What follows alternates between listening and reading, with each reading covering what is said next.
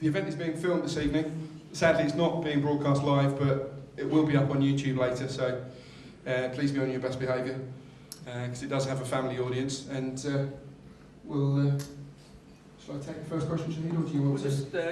I just need to clarify a point from... from last meeting, you recall, I said that I wouldn't be talking about what happened when we went to administration. This morning I had an email from Simon Groves who wanted me to clarify the situation where I said that when Chris asked him to find a buyer, it didn't materialise. The definition of materialise was he wants to know that there was a buyer. But what I like to do is just pass on to John to just pass, because he was involved in some of the discussions there, and he can clarify that. Are you okay with that, Simon, if you are here? Wonderful. Okay, thank you. Okay.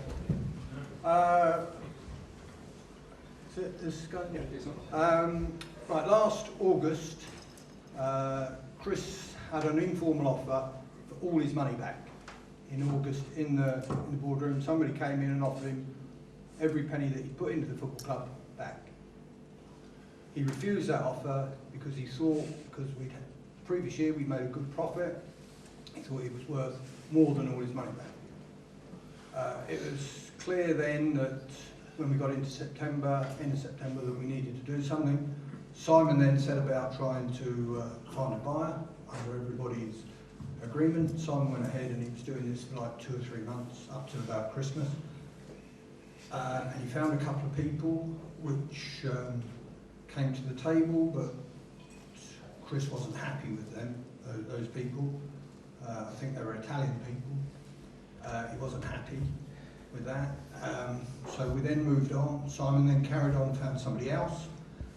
And again in the boardroom, I met with the people once in Simon's office, I think in December. In January they came with, the 2 guys came, made Chris an offer, and at the beginning of January made Chris an offer which was considerably less than what he was offered 6 months previous. He then refused that offer, but he didn't tell any of the board that he refused that offer, not to the end of January, and then it obviously became a more serious situation, of which we then, Shahid came up with his offer at the beginning of February, and that's where we were. And then moving on, unfortunately the offer didn't materialise, and we ended up where we were. Is that where you think we are, Simon? Well, it's 60% of it, John. Would do you want any more of it? Do you want to say something, or are you happy at that? Well, when we had the situation in January, I was told to go and tell the other parties with whom I was negotiating not to show any more interest. Okay. So I had to do that as the reason why I threw my hands in. And then come April, when things were bad, I was then invited by the board to try and rekindle these people's interest. But by then we were lost cause. They were only interested if we stayed in the league. And that's basically what happened. So are we happy now? At that? I'm happy, no. But has the situation been explained to your, how you want it to be explained? I'm quite satisfied, thank you. Good, thank you. So on that note, I'm being serious. When I said last time I'm not going to be going about it, wait for the Minister's report and read about it again. I'm not going to keep repeating over and over again every time I come and sit here, please. Thank you. Fair enough. Right, with that in mind, can we take some questions from the floor? Show of hands, please. If you can just announce yourself and speak clearly into the microphone. It's David Brown. Question for Andy. Is Matt Patterson carrying an injury? And if not, is there some other reason why he's not being selected? He has had an injury previously, but at the moment he's not got an injury. He's not playing basically because I didn't feel that he's certainly not in a position, confidence-wise, that he's playing the top of his form. certainly that he wasn't at the beginning of the season. I think that's fair to say for quite a lot of the players that we've got. We've had a lot of ups and downs through various reasons, really. A lot of the lads have had niggles. The lack of preparation in pre-season has been a major part to that as well. And you know, with the younger players as well, it's a case of playing so many games and being ups and downs. So you know, there's certainly nothing wrong with his attitude. He's working very hard, and we're trying to give him some confidence back. But he, you know, I think that when you pick up players like Pato, who's had something like 17 clubs or something stupid in the, you know, he's only a young lad at 23. I think people forget that, the amount of clubs he's had. You know, he's very happy here and he wants to make this his home, but there's obviously been problems in the past with his confidence levels and in his mental approach to things. He lets things affect him, so we've just got to work through that, and you know, we'll support him all the way and get him through it, and hopefully he'll come up good again. So there's no issue with Pato, and you know, he's desperate to get back in the side and prove his worth, and I'm sure that he will.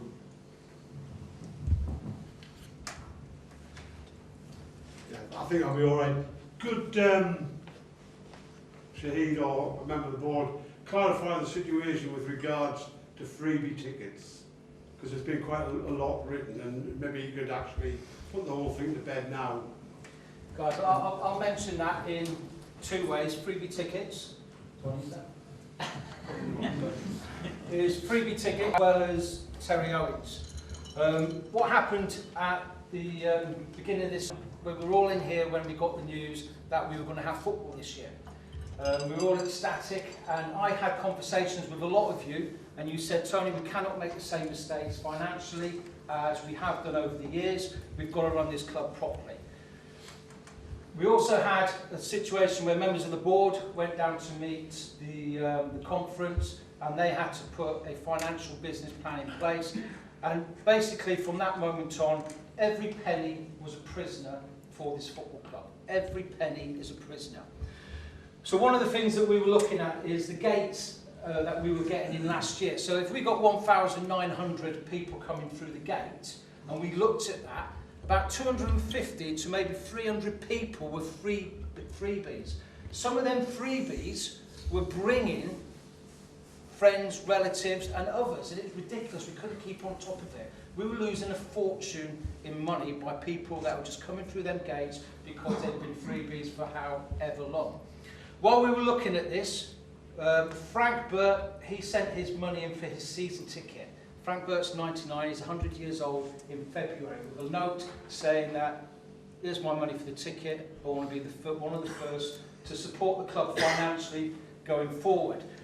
On the strength of that, we sat down and we made a decision that nobody was going to get a freebie this season and for the future. Nobody was going to get a freebie. Why? Because, okay, then who deserves the freebie?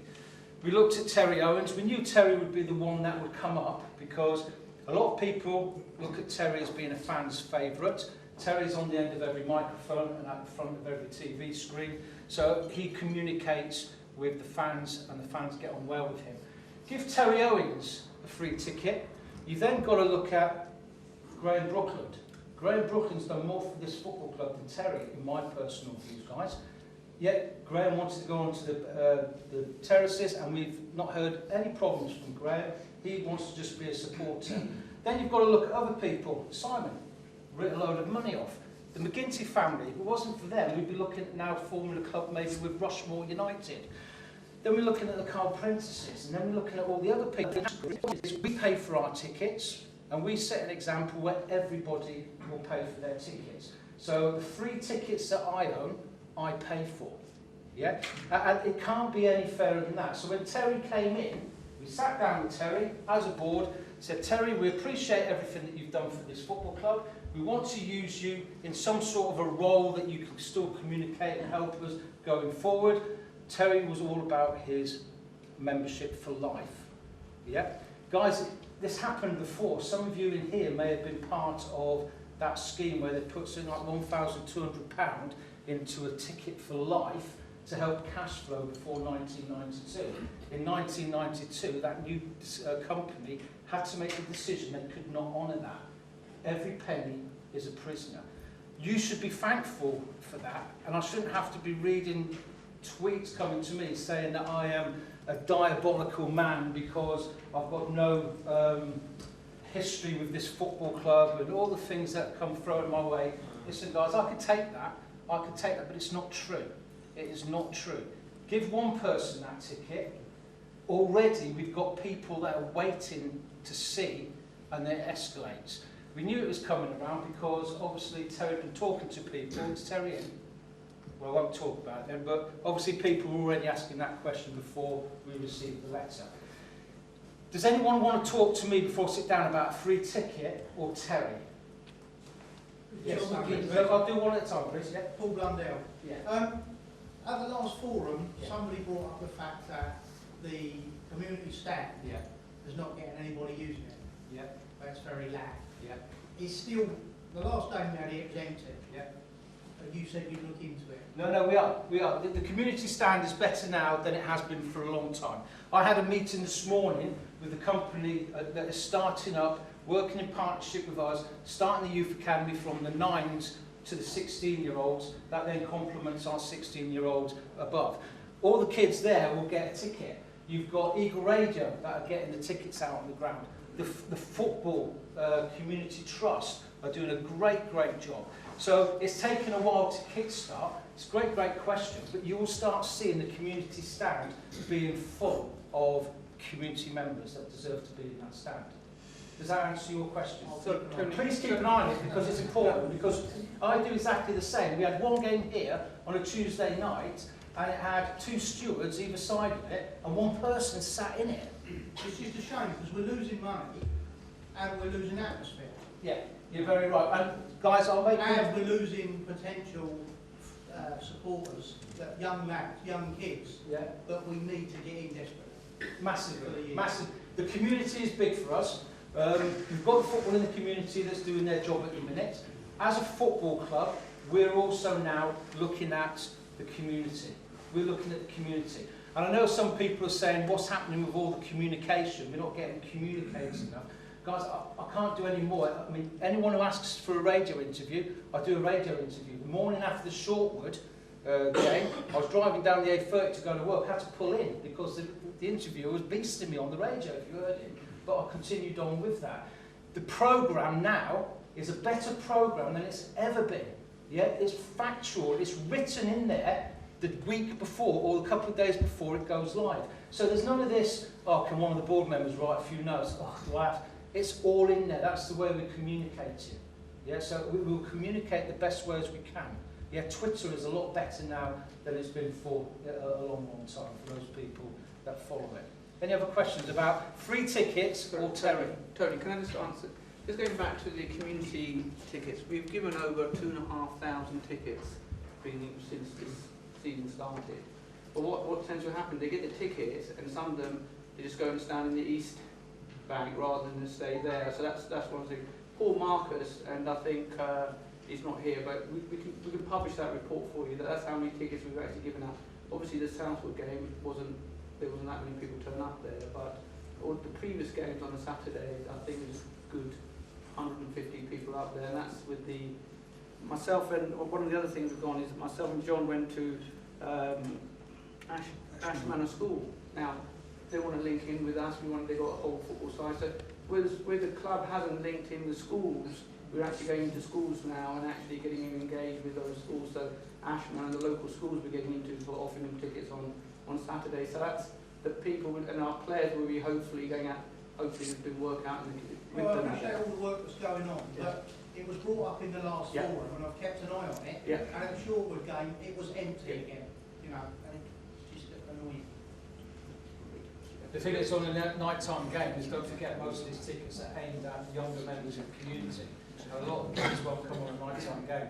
You know, we can't give tickets away on Tuesday night to the schools because the schools don't promote kids going to football after, at late night. But sorry, just one more, just to add to that. I mean, you were talking about some of the tickets. Sorry, we've got a couple of sponsors here as well, and part of the sponsorship deal was that because some of the sponsors lost their money previously, obviously, apart from sponsoring the club, but also as suppliers. and they said if you want us to get involved in it, there can't be any freebies. But I shouldn't really be speaking on behalf of it. We've got some of the sponsors out. I don't know if you want to say anything, Kevin, or not, or anybody else. Really? Is that your own microphone? How do you get that? Really? Yeah. Right, okay. Well, you're just saying about the shorter game. I think to be fair to the club, we only have 4 days to organise that, and we weren't expecting a big crowd, and that wasn't. You're not going to get an atmosphere by shoving half a dozen or a dozen people in that stand. We had 4 days to try and sort out and get that game organised. So I think, and I've been here on the Saturdays, and there has been 150, 200 in there.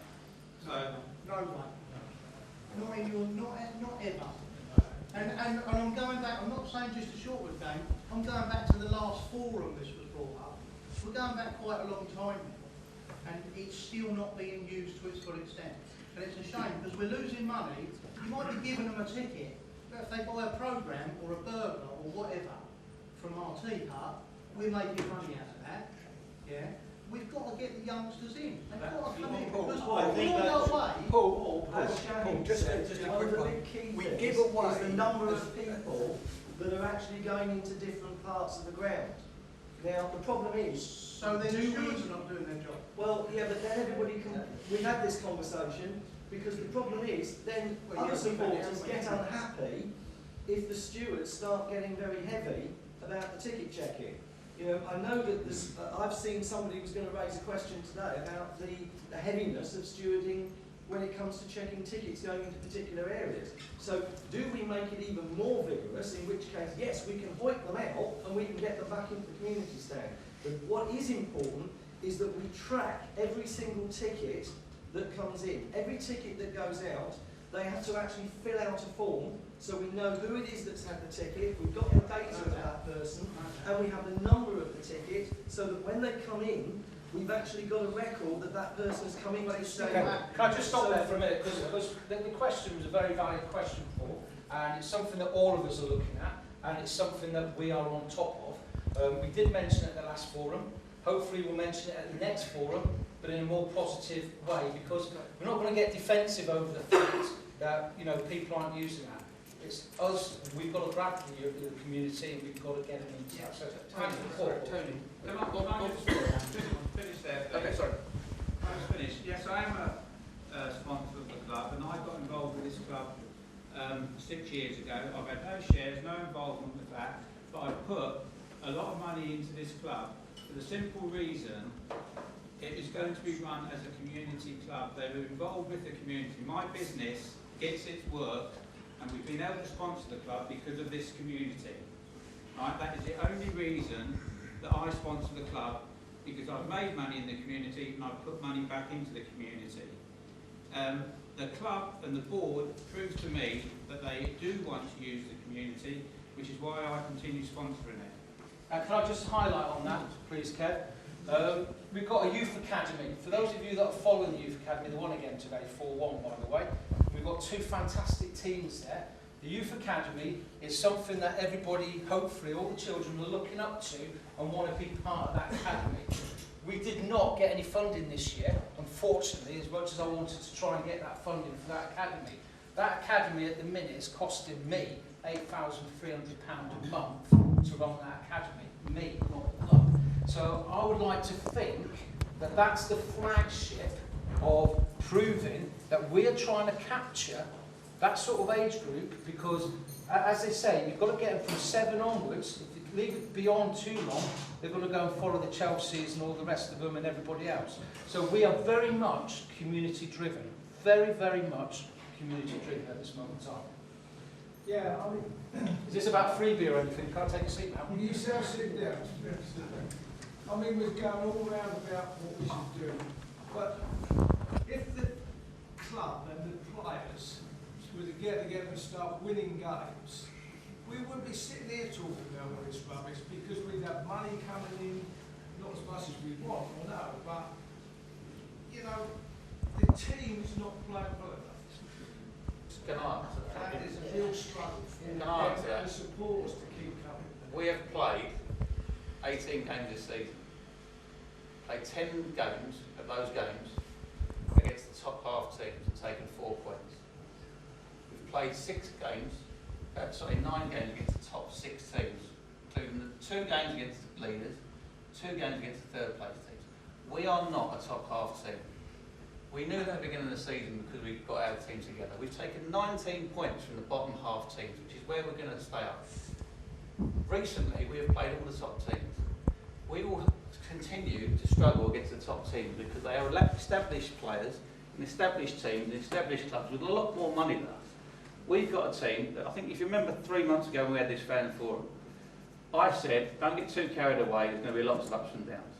I'm not getting too high when we win, and I'm not getting too low when we lose, because I know that we've got a young side that are going to be, they're going to be good some weeks, and like last night, make individual mistakes. They're here to learn. We've got to accept that. But if you read too much into against your Lutons and your Cambridges and your Grimsbys, you're going wrong. It's your other teams. We've lost 1 game against teams in the bottom half. Away at Southport, they've got a fantastic record of beat Cambridge last week at home. So don't get carried away. Don't get too uptight about it. You are. You're making massive statements that the team's not playing well. We're making individual mistakes. We're going backwards. We're not going backwards. No. We're not going So, backwards. did you see the first half of last night? Did you see the first half of last night? No, I didn't. The first half of last night, who was there last night? Proud to be an Aldershot fan, yeah? Until that goal went in, proud to be an Aldershot fan. Stupid mistake, straight after the second half kicks in and the game's lost. You know. What about the others we've lost? What about the ones we've given? But can I just say, I stood up here before and spoke to each and every one of us because everybody was saying Andy Scott walks on water, how great. The last forum was extremely easy because everyone was on a high. We pulled our 10 points back and everything was good. And I said, and I even reiterated to Sam after it, what is our objective this season? It is to stay up. If we finish 20th, it's to stay up. Not staying up to us is a failure. Finishing halfway, that's got to be something that is beyond what we expect. But when we were doing well and people say, well, we could get playoffs here. Look, the realism is, as Andy says, listen, the realism is, guys, we've got to go ups and downs. When we're on a down, we might be on a down at the minute. But you know what? We'll win 3 games on the trot coming up very shortly, and everybody's on a high again, as long as we don't go down. Let's not take our eye off that, please.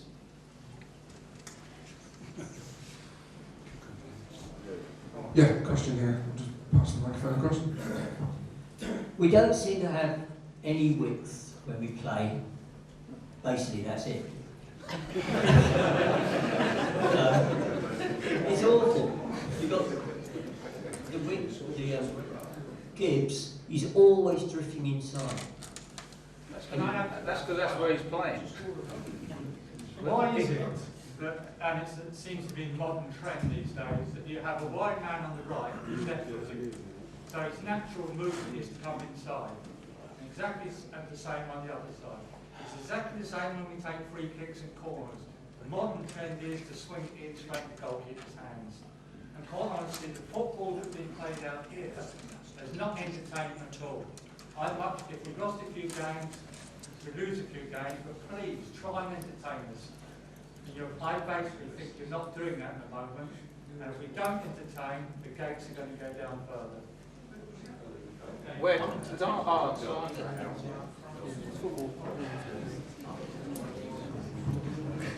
We've been playing Jordan Roberts on the left-hand side, and from as far as I'm aware, in training, he's left-footed. Lewis Young is right-footed. You don't have to be cynical. That was a cynical remark. Cynical is the wrong word. It's pedantic, more like.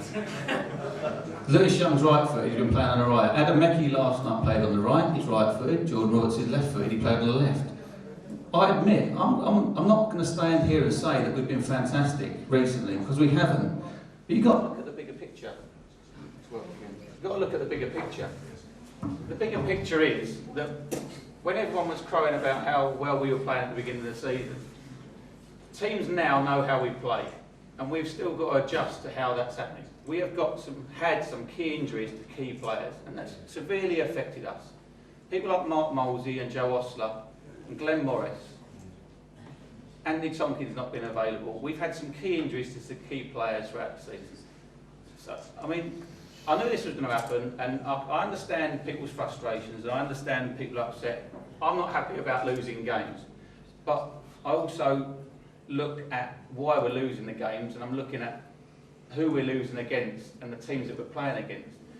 We have got a small squad as it is. When we've got key injuries to 4 senior players, it's very difficult, especially when you're having to play players that are going through a tough time confidence-wise, or they're not used to playing 18 games on a trot. So some of these lads here don't play 18 games in a year when they're playing at their clubs, or they've played under 21 football. They don't do that.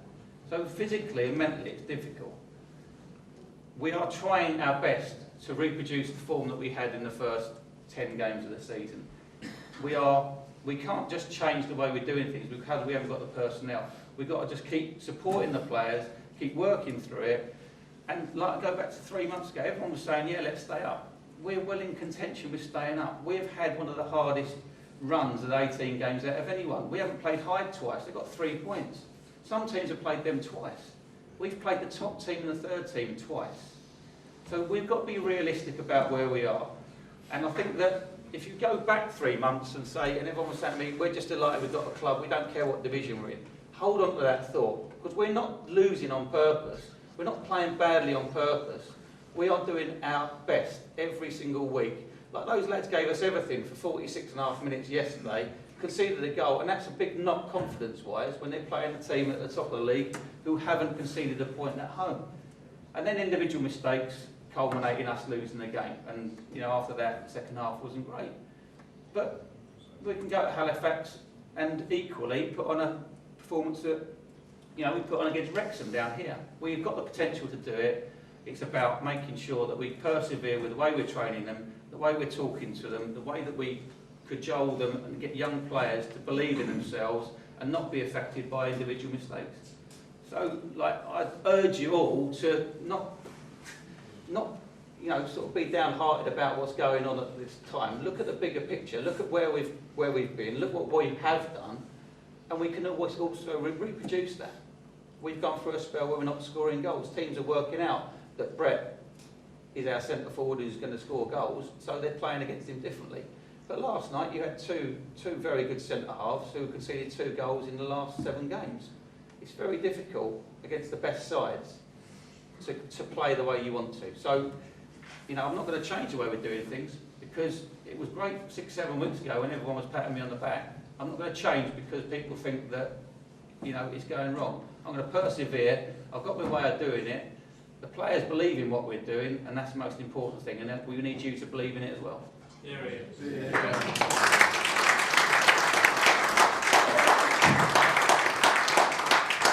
Next time, I think Ian's was first, and then we'll come to the back. Excuse me, you didn't answer my question about width. You didn't answer it, did you? Well, we've got Lewis Young and Jordan Roberts, who are both wide players. Jaden Gibbs has been playing in behind Brett, so he's supposed to be centrally. I think when you saw he scored a couple of goals. He's been playing at Chipstead, which is an either stick League 2 side. So he's going to have a couple of good games, and then his performance level is going to drop. It's the same with all the young players that are coming from different levels. They can't sustain the levels of performance week in, week out. Lewis Young hasn't played many games. He came in and he's on fire, and then all of a sudden the adrenaline wears out a little bit and he needs to come out the side, rest himself and go again. Jordan Roberts, you know, he might have 3 great games and then a poor game. That's what young players do. You know, we are trying to get width. When Joe Oster's playing at right back, he gives us a lot more width. We've had to change what we're doing. I think we've brought in a very good left back in Dan Butler. I think he's a fantastic young player. And he's just settling into the side. But it's very difficult to settle into a side that is going through a little bit of a spell of, you know, lacking in confidence. You know, we're trying, you know, I honestly don't believe, if you've been watching the side all year, that we've played. I don't believe in playing wingers on the opposite side, so I don't know where that comment's come from. I always play Jordan on the left and my right-footed player on the right because I want us to get crosses in. I want the ball going into the box. At times we haven't done that early enough. And that's a point that we make to the players all the time, and we work on it in training. So, you know, when it comes to width, you know, you should come down the training ground. Come watch us train. Anyone can come down and watch us train. I've got no issue about that at all, because you will see how hard they work and what we do, and how we're trying to get our messages across. So if you think that we're not training them the way we should do, come and have a watch. Come down. Ian Reid. Cheers. Yeah, Ian Reid. Yeah, Andy, you're spot on, mate. I was at Cambridge last night. For 44 minutes, we were the better side by a mile. And it's the second half, in fairness to Cambridge, they showed why they were top. But I feel we're all getting a bit carried away. I don't think we're doing that badly at all. I think you're quite right. You look at the fixtures after Christmas, we've got a string of games in February, March time where there's winnable games there, and even a couple before that. So I don't think we need to get carried away at the moment. I think, you know, we play a lot of hard games, and you're dead right what you said. Got a lot of young players. It's going to take time. It's fifth from bottom this season. That's got to be the target. And if we do that, that's as good as a promotion. So I don't think we need to worry too much about, you know, we're doing this, we're doing that. And in non-entertaining games, 3-0 against Luton, blinding game. 3-0 against Barnet, blinding game. Even the 3-2 defeat against Aldershot weren't a bad game. You know, and that was probably the worst defeat on paper at home. Well, probably away as we've had away. That was the one with. Well, what, short? Well, that was a bad day for us all, everything. I'm talking about the league. That's what we want to be, where we're at this season. But they're good games, and so to say it's not entertaining, I can't see that at all. I think generally it's been reasonable. Yeah, better than last season. So yeah, I think we're all getting a bit carried away. We just carry on, and we'll be fine. Just sorry, I've never got a question about the freebies.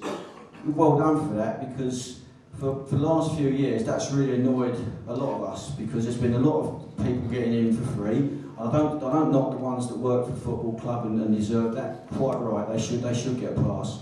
I myself got one when I was involved with the supporters club.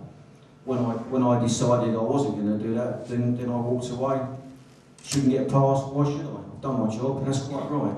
And I guess you guys, we put money in, and all our season ticket holders, I'm fed up with subsidising them personally. You know, they should pay. Why should they not? So I applaud what you've done. Hope you do it. Hope you're consistent. Can I just say as well on that, when we made the decision, we did put it through the Supporters Trust and let the Supporters Trust know, and we had their backing, provided that it was consistent, as you were saying. It is throughout. Nothing has annoyed me more than me having to pay my own way on a match day when I've actually put quite a bit into it already. Yeah, I mean, I think that applies obviously to you people, but also, you know, for our season tickets go up most seasons. Well, would they go up if we weren't paying 300 people again for nothing? Don't know. Probably not. You know, you've got to look at that. You know, so I think you're right making that decision, providing you're consistent and it carries on. That's what I've really got to say about that. And as far as I'm concerned, I think Andy, what you said is spot on. The left back as well, cracking little player. Don't know what you're going to do when Joseph get right back. Don't know you're going to leave out, but that's the good manager. Cheers. One here and then in the corner. Sorry, Andy, I know you're probably bored about questions on Cambridge last night. I was there. First half, agreed. I thought we were excellent. But do you not think that with just a little bit more sort of, I don't know, we put some good balls into their box, cut 2 or 3 times, and people were maybe just a hair's breadth. I appreciate it's fine lines, and we were playing top of the league, and I might be asking for the earth, but I don't think I am, really, even with given that we've got young players, some very young players. Quality balls into their box a few times. Max had a shot well blocked by their left back or one of their centre halves after the keeper's palm one out. We were good, no doubt about it, in that first half, and we, as Reedy said, don't think we deserve to be going in 1 down. I totally agree with that. But back to fine margins. Do you not think that if, say, I think it was somebody had the balls played in from the right, I think, and somebody, if they'd gone for a diving header, if that person had, I can't remember who it was, well, I think it's a midfield player actually, he was coming in back post. If he just you know, chucked himself at it, old school diving header, we'd have been 1 up. Yeah. And then, yeah, well, that's my question answer then. I know what I'm saying, I appreciate it's fine margins. And had we gone one up, well, how would you have set up in the second half? Would you have I'm just interested to know, would you have gone to try and hold the 1-0, or to given their defensive prowess, would you have said to the lads, go for a second? No, I think with young players and with the team, you can't change their mentality. You got to keep going and playing the way they want to play. And like you say, in the first half, Brett's had a shot. The keeper's made a really good save. Jordan had a really good chance. Another save. We had the better chance in the first half. It's just not going. It's not falling for us at the moment. We're not. Like you say, we're not. The corner sort of the goal we conceded typified really where we're going at the moment. We're not getting the first contact in the box, both boxes, and it's suffering from it. And then in the second half, Jake makes an error with the clearance. They get a corner, and again we don't get the first touch. So it's individual errors, but they're honest boys. They come in a dressing room and they're absolutely distraught. Hold out and they say sorry, and that's the way it is, Oh, absolutely no doubt they are. Yeah. I've got to say the attitude in training, the attitude around the place. There's not a bad person amongst them, and they're desperately trying to do their best. And we all know if you keep working hard, you work yourself through bad patches, no matter what you're doing. So, and that's where we need the support of everyone. And the lads all went to clap for the fans last night because they appreciate the fact that you're all still with us, and we know that we're going through difficult spells, and we know that people are making mistakes. But as a group, we're not pointing the finger at people. We're getting round them and making sure that they're can get through it as a group, and we need everyone to do that as well. And that's why it's important that we get the message across that we don't get we remember where we were. We remember how we started, and we remember that we can get there again. But we did it with everyone in it together. So we don't need factions breaking off, and but we need everyone together. And that people go through dips of form. Any athlete in any sport goes through peaks and troughs in their performances. And at the moment, we're having to play majority of players at the same time who are maybe going through the troughs, and that's the way it is because of the squad that we've got. So we're going to persevere, and it'll work its way through. There's a lot of positivity around the place. You can't dwell on defeats too much because the games come thick and fast, and we've got 3 points at stake at Halifax. It's another really tough place to go, but we will go there to try and win the game, and that's the way I set up. And I said earlier, I believe in what we're doing. I believe the players that we've got can do it. The players believe they can do it, and they believe in the way that we're playing, and they believe that we can go anywhere and win, and we'll keep trying to do that. Are you confident, just finally, are you confident, of course you know the answer to this question, maybe it may sound a bit daft, in my head, it doesn't sound too thick, but are you confident with this group of players that we can stay up? If everyone's fit, yeah. I think we may need to add one or two, but we've spoken about it. We're in a situation where we are. Financially, we knew from the moment this club came out of administration, we knew where we were. So we had to make quick decisions in getting a squad together to get the season started quickly. In January, we've got players who are either out of contract or their loans are up, and different circumstances will apply to different players based on whether their clubs want them back, whether other clubs have seen how well they're doing and want to take them at a higher level, which may release money, and we may need to move a couple of players out to release money so we can strengthen in certain areas. We've spoken about it, all the time, and we're talking about plans for how we can change it, just maybe give us a little bit more impetus in different areas, and that's what we want to do. But we haven't, we are having to go to people and contacts and beg, borrow and steal at the moment. That's going to change a little bit in January, and hopefully, we can still pull the crowds in and get people through the door that will enable us to have a little bit of money to go and get, say another centre forward or someone to replace someone who may be going back out on loan. So there are always plans in place for that. But as we stand at the moment, if we get our senior players back and you know, our younger players that got, you know, we've got Meki coming back. You know, last night he hit a wall a little bit after an hour because it's his, you know, it's what happens when you come back after such a long injury. And so, if we've got a bigger squad, we can put people in the side and pull them out, and make sure that physically they don't overcompensate for what has happened before. And I think we found that with injuries this season, we've played people because of out of necessity. And people like Joe Ostler, his ankles just kept on going and going to the point where he just couldn't go anymore. If we've got everyone back fit, then hopefully we can restrict those problems that we're going to have and be stronger.